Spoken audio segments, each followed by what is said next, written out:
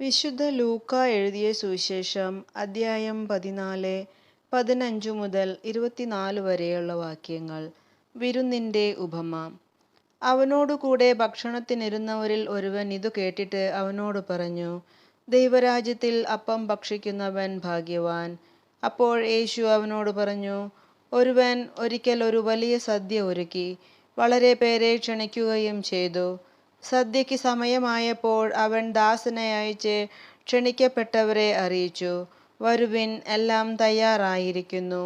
എന്നാൽ അവരെല്ലാവരും ഒന്നുപോലെ ഒഴിവുകഴിവ് പറയാൻ തുടങ്ങി. ഒന്നാമൻ പറഞ്ഞു, ഞാൻ ഒരു വയൽ വാങ്ങി അത് പോയി കാണേണ്ടിയിരിക്കുന്നു, എന്നെ ഒഴിവാക്കണം എന്ന് ഞാൻ അപേക്ഷിക്കുന്നു.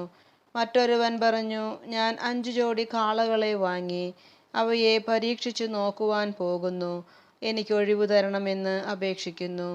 മൂന്നാമതൊരുവൻ പറഞ്ഞു, എൻ്റെ വിവാഹം കഴിഞ്ഞതേയുള്ളൂ, അതിനാൽ എനിക്ക് വരാൻ നിവൃത്തിയില്ല. ആ ദാസൻ തിരിച്ചു വന്ന് യജമാനനെ വിവരം ധരിപ്പിച്ചു. ഗൃഹനാഥൻ കോപിച്ച് ദാസനോട് പറഞ്ഞു, നീ വേഗം പട്ടണത്തിൻ്റെ തെരുവുകളിലും ഊടുവഴികളിലും ചെന്ന് ദരിദ്രരെയും വികലാംഗരെയും കുരുടരെയും മുടന്തരെയും ഇവിടെ കൂട്ടിക്കൊണ്ടുവരിക. അനന്തരം ആ ദാസൻ പറഞ്ഞു, യജമാനനെ, നീ കൽപ്പിച്ചതുപോലെ ഞാൻ ചെയ്തു, ഇനിയും സ്ഥലമുണ്ട്. യജമാനൻ ദാസനോട് പറഞ്ഞു, നീ പെരുവഴിയിലും ഇടവഴികളിലും ചെന്ന് എൻ്റെ വീടു നിറയുവോളം ആളുകൾ അകത്തേക്ക് വരുവാൻ നിർബന്ധിക്കുക. എന്തെന്നാൽ ക്ഷണിക്കപ്പെട്ടവരിൽ ഒരുവനും എൻ്റെ വിരുന്ന് ആസ്വദിക്കുകയില്ല എന്ന് ഞാൻ നിങ്ങളോട് പറയുന്നു. നമ്മുടെ കർത്താവായ മിശിഹായ്ക്ക് സ്തുതി. വിശുദ്ധ ലൂക്കാ എഴുതിയ സുവിശേഷം അദ്ധ്യായം 14, 15 മുതൽ 24 വരെയുള്ള വാക്യങ്ങൾ. വിരുന്നിൻ്റെ ഉപമ. അവനോടുകൂടെ ഭക്ഷണത്തിനിരുന്നവരിൽ ഒരുവൻ ഇതു കേട്ടിട്ട് അവനോട് പറഞ്ഞു, ദൈവരാജ്യത്തിൽ അപ്പം ഭക്ഷിക്കുന്നവൻ ഭാഗ്യവാൻ. അപ്പോൾ യേശു അവനോട് പറഞ്ഞു, ഒരുവൻ ഒരിക്കൽ ഒരു വലിയ സദ്യ ഒരുക്കി വളരെ പേരെ ക്ഷണിക്കുകയും ചെയ്തു.